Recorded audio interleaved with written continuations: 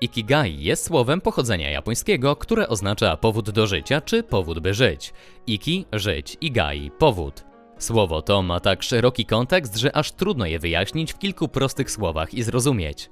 Dla niektórych ikigai to drobne rzeczy, dla innych umiejętność czerpania z życia pełnymi garściami i poczucie szczęścia płynące z bycia stale zajętym. Od strony produktywności czy życia zawodowego ikigai może być filozofią pracy, która pozwala czerpać przyjemność z każdego wykonywanego zajęcia. Dzięki niej zyskujemy optymalne warunki, które pozwalają nam wykonywać pracę bez uczucia bezsensowności czy znudzenia. Przedstawię Ci dwa koncepty próbujące wytłumaczyć ikigai. Pierwszy z książki Japońska sztuka szczęścia Mogi Ken o 5 filarach i drugi, spopularyzowany bardzo na zachodzie, z 4 okręgami nachodzącymi na siebie. Japończycy wierzą, że to właśnie ikigai nadaje życiu sens i dodaje im sił każdego dnia. Wierzą też, że może to odmienić ich życie, wydłużyć, uszczęśliwić, pozbawić stresu, uczynić zdrowszym i bardziej satysfakcjonującym. To, co przy tym najbardziej niezwykłe w ikigai, to czerpanie przyjemności z różnorodności, jaką niesie życie. Bo co czyni cię tak naprawdę szczęśliwym? U nas zwykło się myśleć, że aby być szczęśliwym, muszą być spełnione pewne ściśle określone warunki. Na przykład muszę być przystojny lub ładna, mieć świetną pracę, dobre zarobki, kochającego partnera. Za chwilę ktoś inny powie, że musi mieć też drogi samochód w garażu i wielki dom. Jeszcze ktoś inny, że 3 dzieci albo posadę prezesa. Następny, że sylwetkę jak kulturysta. Cały problem polega na tym, że w ten sposób sami odwlekamy sobie swoje szczęście, a ludzie dodatkowo to potęgują. Nie jesteśmy szczęśliwi tu i teraz, w tym momencie, z tego co teraz właśnie mamy. Zamiast tego mówimy sobie, jakie warunki muszą zostać spełnione, abyśmy mogli wreszcie odtrąbić sukces. A jeśli nam się nie udaje, czujemy się sfrustrowani, smutni, zawiedzeni, przegrani. Ikigai takie nie jest. Ikigai mówi, masz prawo do szczęścia tu i teraz. Ikigai składa się przy tym z 5 filarów. Filar pierwszy – zaczynanie od rzeczy małych. Żeby zrozumieć, skąd się bierze tak wysoka jakość japońskich towarów i usług, trzeba poznać pojęcie kodawari. Trudno przetłumaczyć to określenie. Często łączy się słowa zaangażowanie i trwanie. Niemniej oba wyrazy, jak wiele terminów powstałych w danych warunkach kulturowych, nie do końca odzwierciedlają rzeczywiste znaczenie kodawari. Własne standardy, które każdy wypracowuje sam i bezwzględnie ich przestrzega. Często określa się tak jakość lub profesjonalizm. To postawa wobec całego życia, stanowiąca istotny element ikigai. Kodawari z natury rzeczy jest czymś bardzo osobistym, przejawem dumy z własnego postępowania. Ujmując w skrócie, to szczególna troska o drobiazgi. Z 5 filarów ikigai kodawari odpowiada pierwszemu, zaczynaniu od rzeczy małych, których zwieńczeniem niekoniecznie muszą być wielkie dokonania. Kodawari wydaje się zakładać bezkompromisowość i skupienie na sobie, wykluczające wszelkie branie i dawanie. Kiedy Steve Jobs doskonalił iPhone'a, też czuł kodawari. Jobs był wyjątkowy, to jasne, a Japonia wyróżnia się tym, że kodawari jest właściwe zwyczajnym ludziom. Niejeden rolnik jest prawdziwym artystą, poświęcającym cały czas, wysiłki i umiejętności, by uzyskać jak najlepszy i najsmaczniejszy produkt. Przygotowuje wszystko zaczynając od małych rzeczy. Grunt, planuje i nawozi, nawadnia i dobiera najlepsze sadzonki, którymi troskliwie się zajmuje. Wkłada w pracę wiele starań i wysiłku, powodowany głębokim przekonaniem, że należy zaczynać od rzeczy małych. W kodawari ważne jest to, że ludzie realizują własne cele, nie kierując się jedynie rozsądkiem czy wymogami rynku. Filar drugi – uwalnianie siebie. Beztroskie dziecko nie potrzebuje ram, nie jest obciążone społeczną definicją osoby, nie jest jeszcze związane z żadną profesją i nie zajmuje żadnej pozycji społecznej. Wspaniale byłoby zachować to dziecięce poczucie także w dorosłości. Pozwoliłoby to na osiągnięcie drugiego filaru ikigai, jakim jest uwolnienie siebie. Filar trzeci – harmonia i trwanie. W Japonii kompleks świątyń Ise jest cyklicznie rekonstruowany. Co 20 lat wewnętrzne i zewnętrzne chramy są ostrożnie rozbierane, po czym w nowym miejscu powstaje kolejny, dokładnie taki sam budynek, wznoszony ze świeżego drewna. Obecna siedziba pochodzi z 2013 roku, a kolejna odbudowa odbędzie się w 2033 roku. Zachowane świadectwa pokazują, że taka rekonstrukcja odbywa się przez ostatnich 1200 lat. a odstępstwa zdarzały się tylko wtedy, gdy toczyły się walki lub trwały niepokoje społeczne. Wspaniałe dzieje świątyni Ise mogą służyć za przykład zachowania ciągłości. To jasne, że najważniejsza jest harmonia.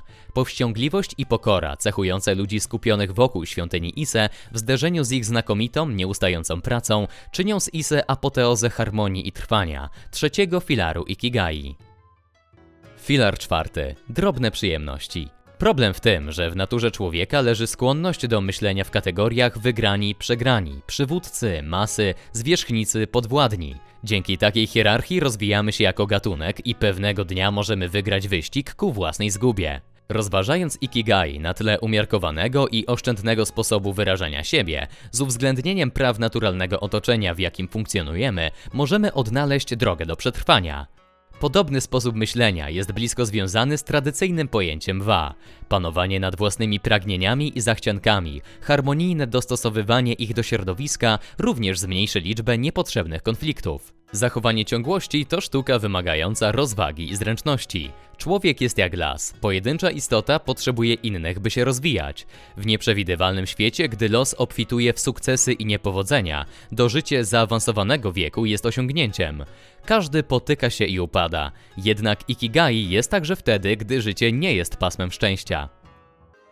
Filar piąty. Tu i teraz. Seisho Nagon, japońska pisarka i dama dworu z 966. Nie używa wielkich słów, by opisywać życie.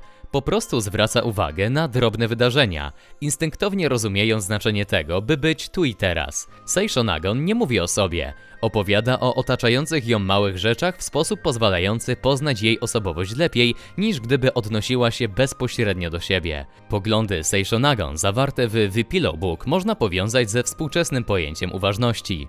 Wydaje się, że autorka jest częścią dzisiejszego świata. Wyjątkowy wkład Japończyków w filozofię dotyczącą znaczenia życia jako takiego polega chyba właśnie na braku skupienia na sobie. Seisho Nagon niemal w ogóle nie wspomina o swoim miejscu w społeczeństwie, tak jakby urodziła się dopiero wczoraj, niczym dziewiczy śnieg pokrywający ziemię.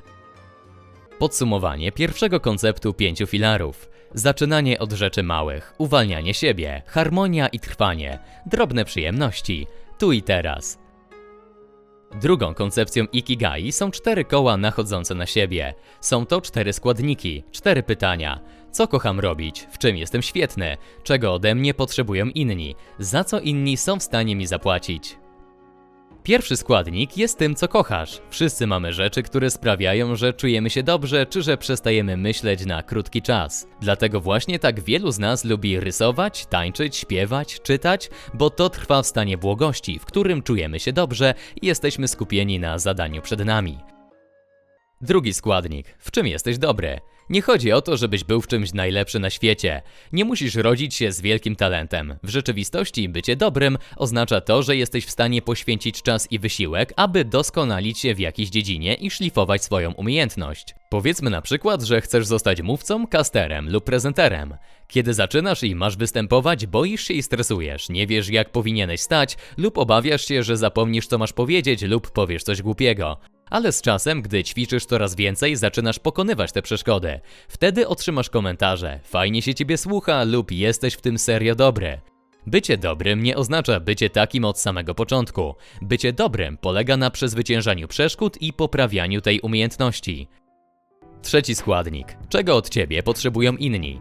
To coś, co świat musi zobaczyć. Aby czuć się dobrze, musimy wiedzieć, że jesteśmy potrzebni w społeczności. Kiedyś, jak byliśmy na etapie myśliwych i zbieraczy, to było łatwe. Mogliśmy zobaczyć po włożonej pracy natychmiastowe skutki. Upolowałeś coś lub zebrałeś, widziałeś uśmiechnięte twarze. W dzisiejszych czasach większość z nas pracuje w biurach, otrzymując małe role w jednej z firm, które są jak ziarenko piasku na plaży. Musisz znaleźć coś, dzięki czemu poczujesz pozytywny wpływ na otaczających cię ludzi. Czwarty składnik. Za co inni są w stanie ci zapłacić? Pewnie powiesz, że nie potrzebujesz pieniędzy, ale pieniądze to energia. Jest tym, co stawia dach nad głową, jedzenie w twoich ustach i ubrania na ciele. Bez ich wystarczającej ilości będziesz przez większość czasu stresować się i zastanawiać, jak sobie poradzisz, czy przetrwasz. I nie wystarczy po prostu zarabiać pieniądze. Musisz zarabiać tyle, żeby usunąć stres związany z martwieniem się o przeżycie. Po złączeniu się tych 4 pytań dostajemy odpowiedź, co jest naszą pasją i zawodem, co jest naszą misją życiową i powołaniem, a razem wszystko połączone daje nam Ikigai, czyli powód, by żyć. Jeśli ten materiał chociaż częściowo pomógł Ci zrozumieć Ikigai, to oceń i skomentuj materiał. Do usłyszenia w kolejnym filmie.